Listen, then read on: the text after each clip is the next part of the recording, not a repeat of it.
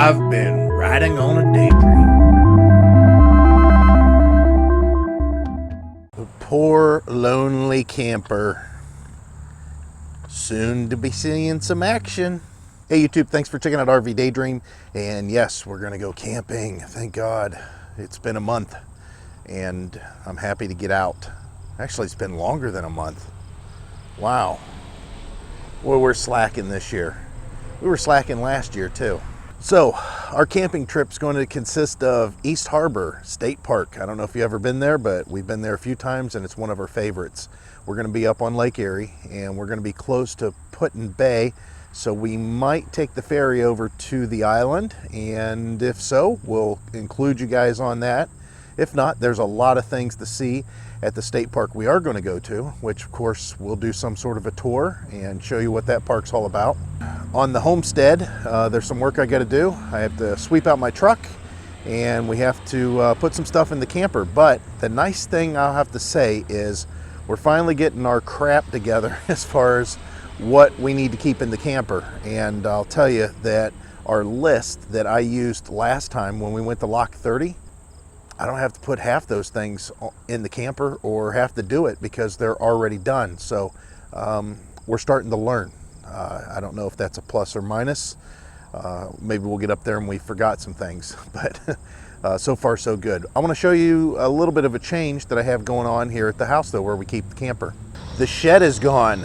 I don't know if you remember the shed, but yeah, it sat there. We had it at our garage sale and there's a bunch of people interested in it, but it took a ad on Craigslist for about a week and somebody wanted it for their chickens. It was a lot of work though. I'll put some clips in here. You can see what it took for us to load it up. It was quite a task because it went on a dump trailer, and unfortunately the dump trailer didn't have a way to lower itself once something was on the tail of it. So we had to jack it up and I had to use the winch in the back of my truck to get it up in there. And anyways, it's gone. So what's that mean? That means that our camper now can set further back and it frees up our turnaround the way it used to be. You can see where all this grass has grown over the years, and that's because I used to have our pop-up sit right about in this area here, and I don't expect you to necessarily see it, but there is sort of a line, obviously a more distinct line between the gravel and grass here. And then you see how the gravel and everything is kind of sporadic with grass. And then there's another line right here, and that's where I used to have a Shelter Logic.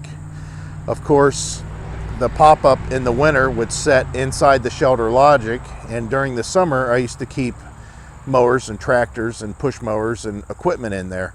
But I got rid of the Shelter Logic right before we got this.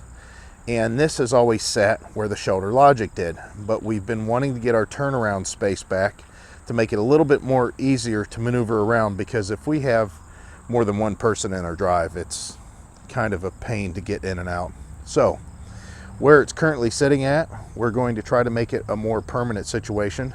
What I'm going to do is, before we leave out of here, I'm going to mark where the tires sit from front to back and from side to side.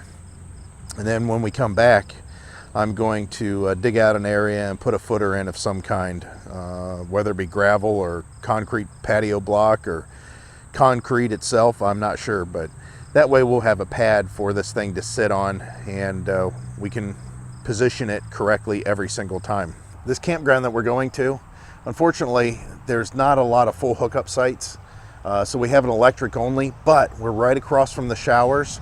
We are right by the dump station, and we're right by the potable water. So all that is pluses if we want to try and rough it. I guess you could say, how could you possibly rough it? I'm gonna have air conditioning and we have, of course, electricity.